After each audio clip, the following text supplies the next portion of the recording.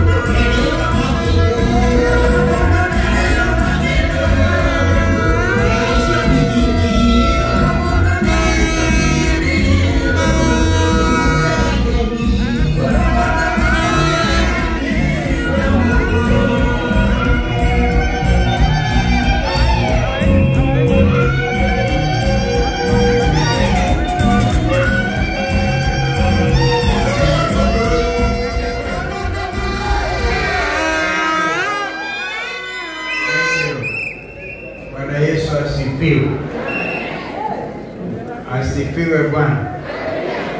Kabla sijazungumza matatu, kikundi hiki ambacho tunaandamana na sisi in fact when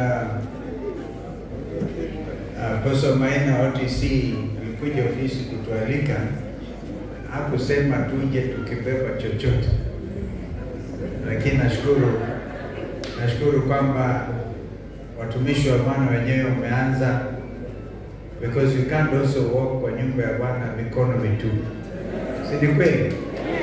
So mimi na wenzangu tumetoa shilingi 300,000.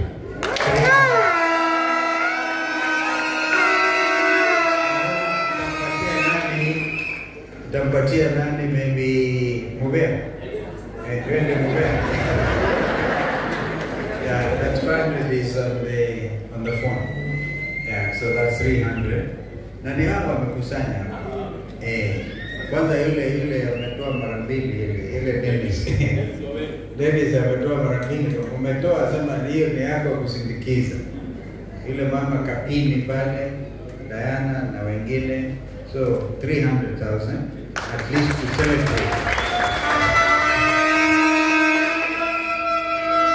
My brother Eugene ametoa salamu za ndugu yetu Rigiji, na jana tulikuwa Kiambu tulipomaliza kongamano la PLP na dada yetu Mada Wangari Karua. Tukaenda Kiambu, and I remember I saw the coordinator. Hebu kuja useme jambo kwa niaba ya Rigiji.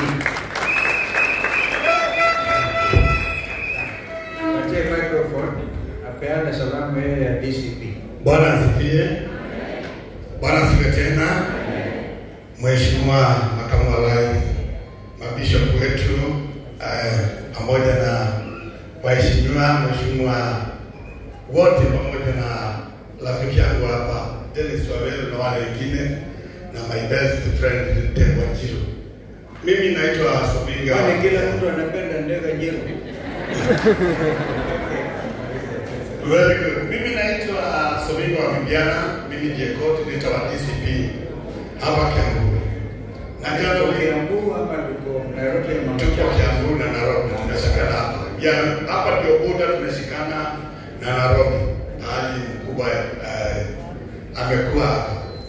Wewe mheshimiwa Kalonzo umekuwa rafiki yetu, hasa watu wa Gatundu South miaka yote. Na jana ulitufurahisha sana wakati tulituongelesha pale Kiambu, na tunapenda sana ile kazi unafanya ya kusindikiza watu wetu wa Kikuyu watu wetu ya mwelekeo. Niko na salamu kubwa ya mheshimiwa Likiti Rigathi Gachagua ambaye ni rafiki kubwa ya bishop, na anaongea sana mambo kuhusu na kuhusu hii familia na kuhusu hii watu wa Kikuyu. Kwa hivyo sisi tunaamini na tunajua ile njia mmeshika na ile njia mnaelekea. Nyinyi lazima mtupatie mwelekeo na serikali ambayo inakuja within 89 months to come. Anajua hesabu 89. Na hasa kitu kingine Bishop aliniita jana akanieleza, wewe spinga usikatae kuja. Unajua rais ni wawili. Rais yule atakuja ni either Honorable Kalonzo Musyoka ama Rigiji mwenyewe.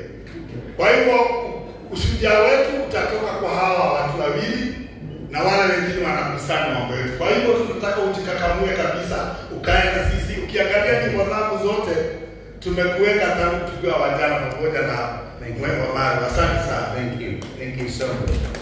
Thank you. Thank you. Mambo sawa sawa. Mambo sawa sawa. Yesu akiwa enzini. Mambo sawa sawa. Mambo sawa sawa. Yote nisaidia kwa Kikuyu. Yote nimega.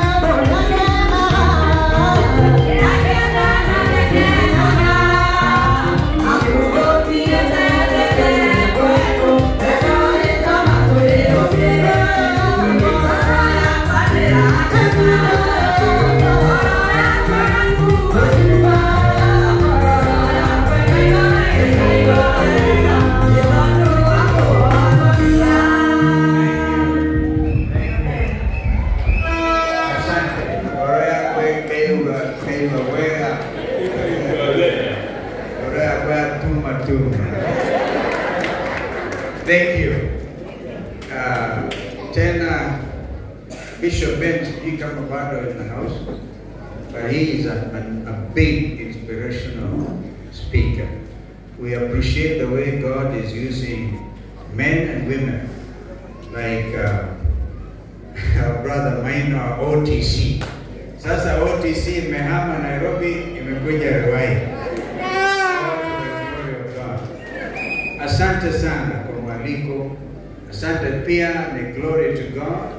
Kama architect, wachoraji wamejengwa kama architect Mulungi, wameona uchoraji. In fact, we want to know who was the architect of this wonderful sanctuary. So, and we also know that Kenyans from everywhere, and others, not Kenyans, from what you have told us, wengine wakiwa hata ng'ambo, diaspora, tumewaona. Siku hizi wa Kenya wanashiriki sana, mahala popote walipo ulimwenguni, wanashiriki mambo yao nyumbani. And kama vile ndugu yangu Eugene amesema, kuanzia Jumatatu, all the diasporans, tunajua wanataka watu wa diaspora kawaida wanapiga kura in Washington, I think in London, vituo vichache sana. Wanataka sasa vitambazwe, mtashangaa kwamba Wakenya walio ng'ambo na kwingineko.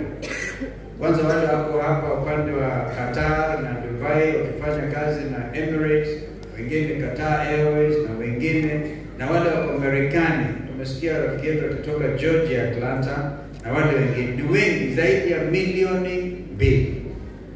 Na hao wakishiriki mambo ya uchaguzi kuimarisha demokrasia ya nchi yao, tutaona kwamba Mungu atatuonyesha vile mapenzi yake yalivyo. So I want to thank you.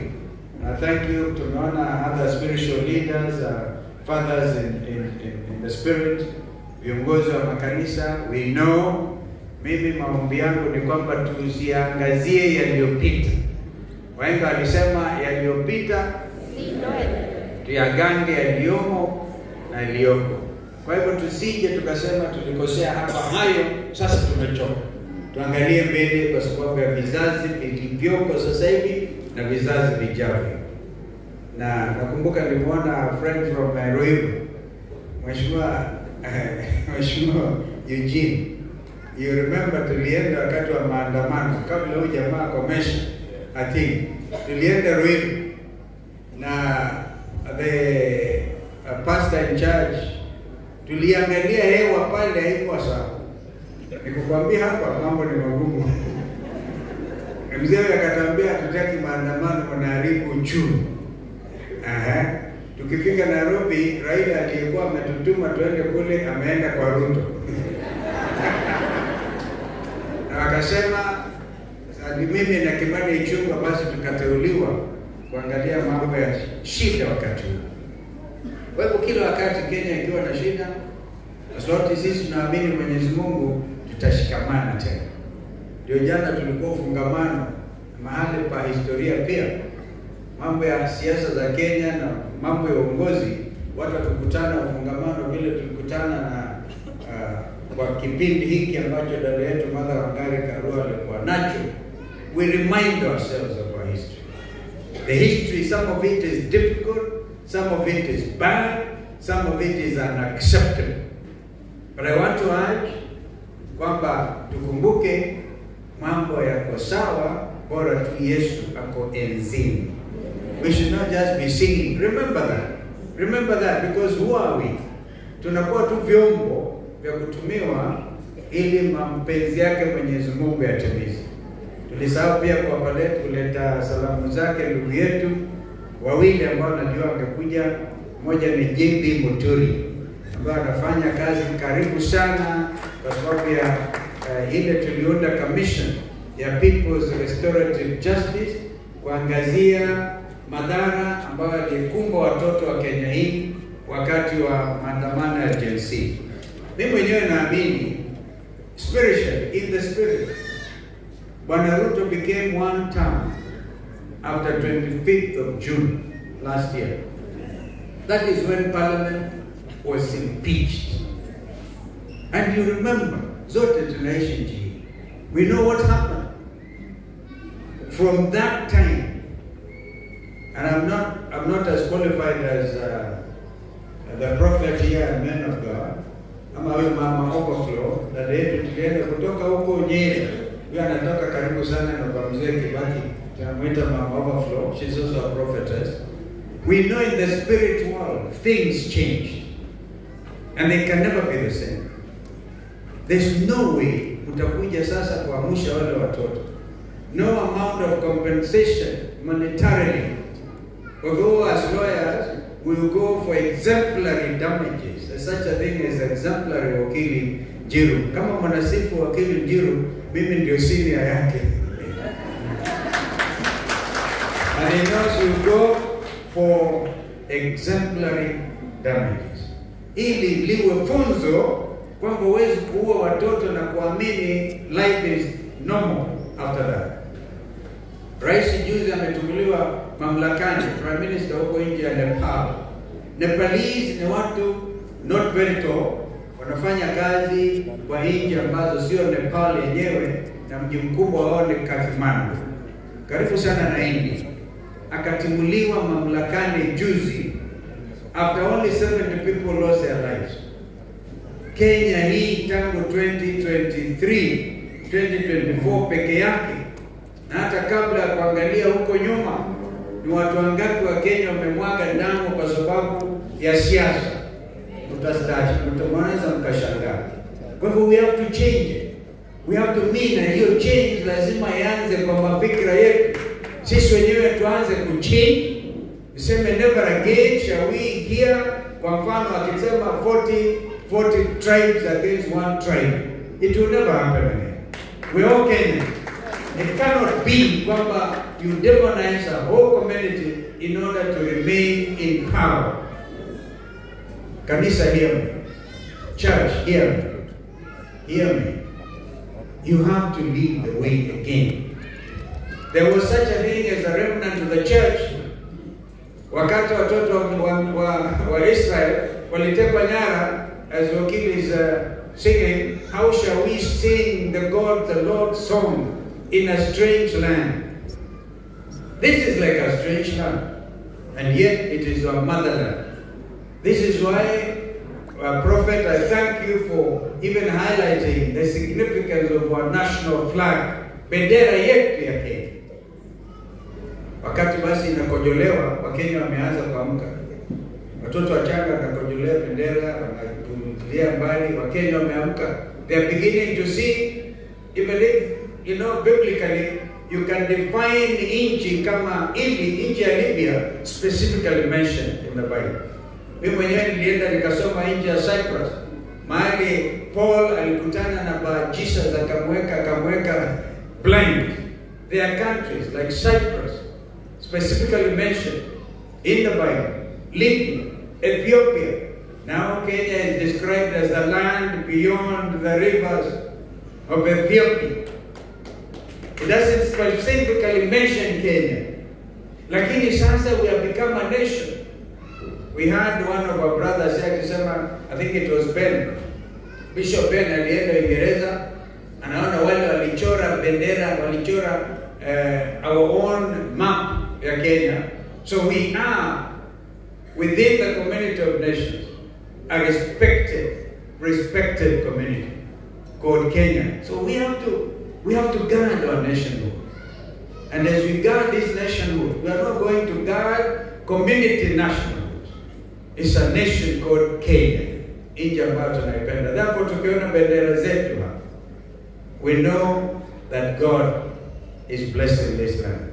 And thank you for the ministry of our brother Maina wa OTC. Rafiki yako mwingine, you don't have to stand. Me, I'm a human mortal man. A man of God cannot stand before me. So wewe utaketi mpaka nimalize nende zangu, alafu uchukue mamlaka.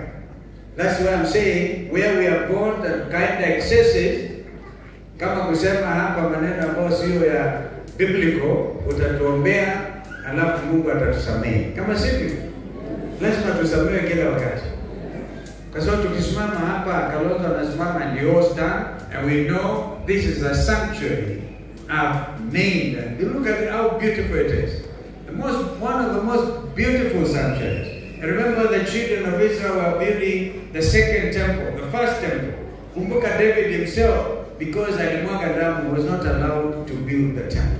It took his son Solomon to do so.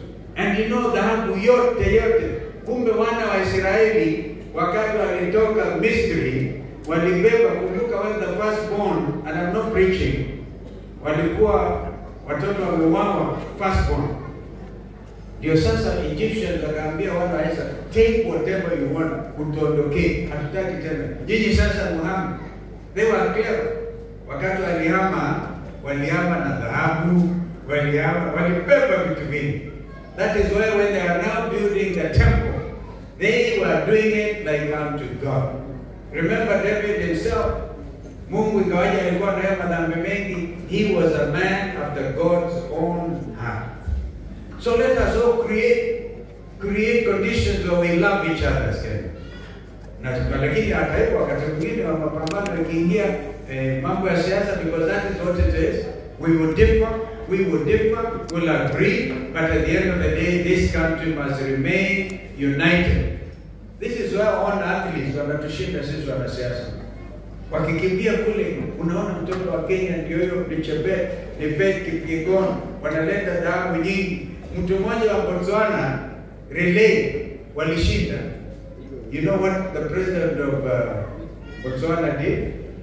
Wakati nchi ya Botswana alishinda relay, I don't know how many of you noticed, he declared a public holiday to honor those athletes. Kwetu hapa tunaona kuna jambo la kawaida, watoto wanakimbia, but they bring national pride, and we have to learn that lesson. Naomba nikome kwa kusema, man of God, we honor your work. You started humble. You know, it's biblical. When you are fasting and you wear magunia, people think you're a man, but that's what the children of Israel used to do. They, completely to kunyenyekea mbele zake Mwenyezi Mungu ndio ajibu maswali. When the nation repents, then God will hear. This is Reverend Maina, rafiki yangu, sijui kama alienda au bado yuko, maaskofu wetu, Wakristo wenzetu, Bwana asifiwe.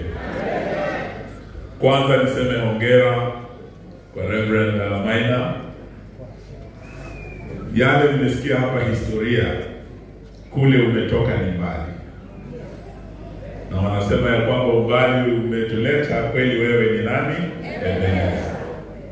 I think this is a true case ambayo unaona mkono wa Bwana kukutoa mbali, kutoka kule kwa hema kwa OTC uje mpaka hapa kwenye hekalu, as beautiful as this. And I agree with the architect. Nimeona makanisa mengi hata kule Europa, sijawahi ona hekalu as beautiful as this.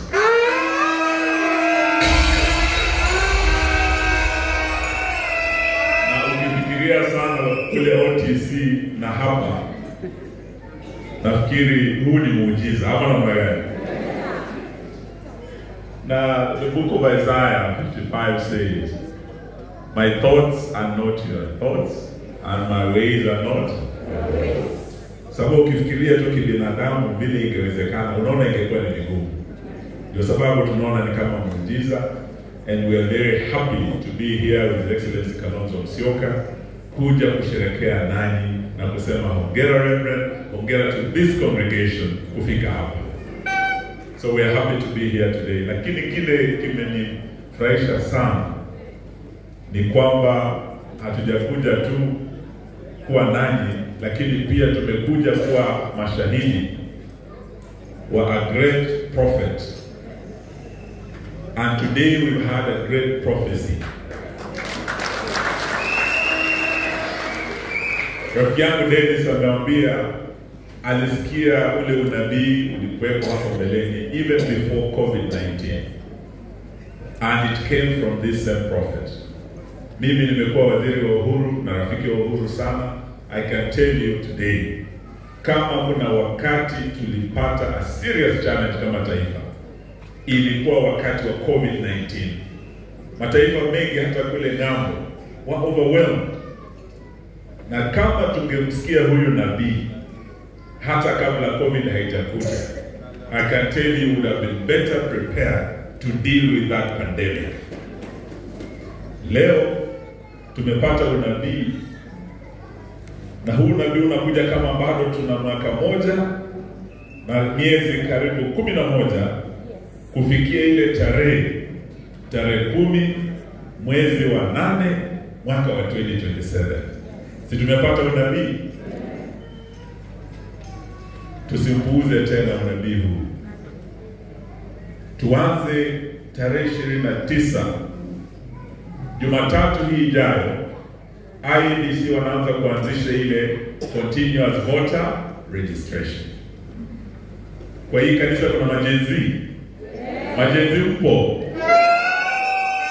Nataka tuombe sana kupitia kwa Reverend Maina kwamba kuanzia tarehe 29 Jumatatu ijayo, kama uko kwa hii kanisa haujachukua ID, haujachukua kura, kuna nafasi nzuri sana kutimiza unabii ambao tumemsikia kutoka kwa Reverend Maina, ambao unaonyesha wazi ya kwamba kwa historia ya Kenya kwa miaka 60 tunaenda kuwa na rais wa kwanza anayeenda kuwa one term.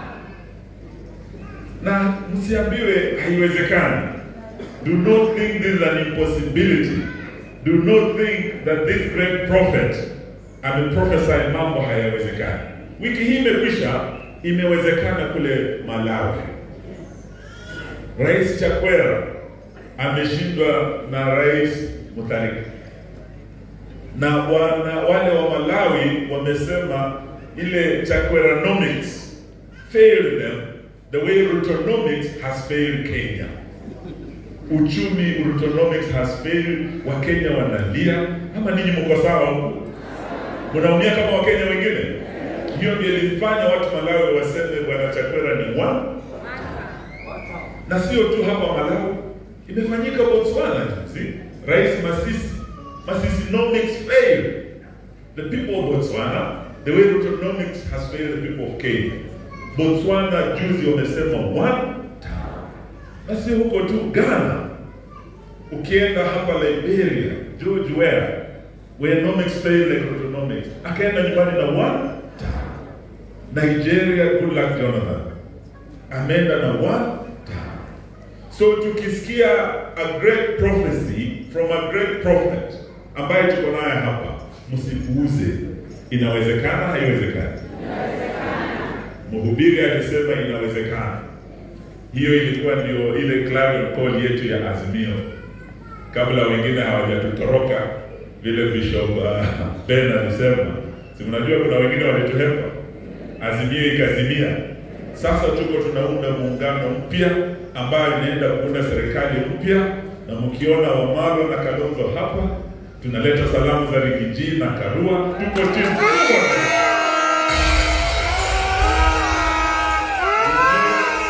Mjue ya kwamba serikali mpya kupitia muungano huu mpya iko inaundwa, and we need your support.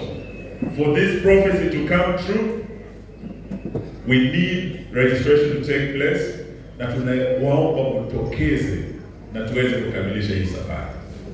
Kama mnataka umwagikaji wa damu ukome Kenya, vile watoto wa Gen-Z wameuawa, lazima muangalie rais asiye na doa la damu mikononi mwake.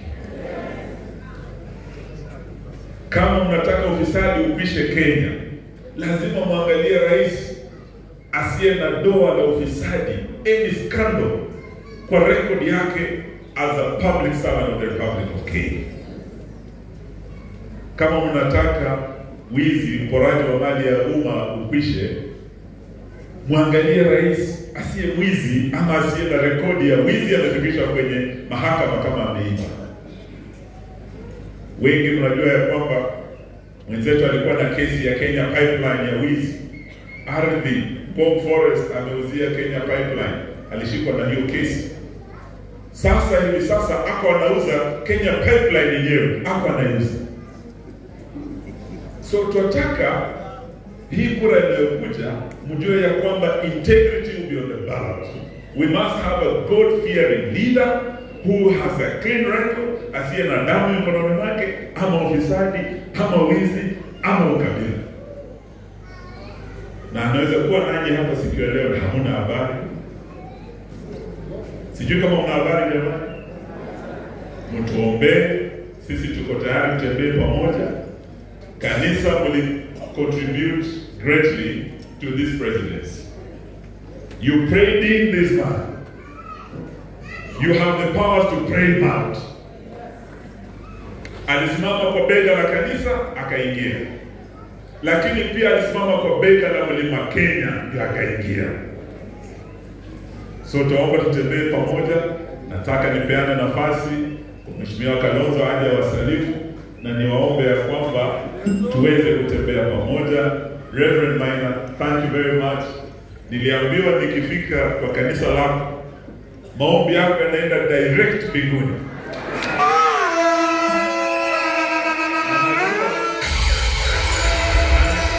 Ninaomba hawa maaskofu kabla tujaondoka hapa, ndugu yangu Kalonzo na timu yetu, tunaomba maombi yenu. Tutoke hapa na hatuwezi enda bila maombi yenu na bila mkono wa Bwana. Ili safari hii ikamilike, twende tukomboe taifa letu la Kenya. Asante sana, Mungu awabariki. Your Excellency, karibu.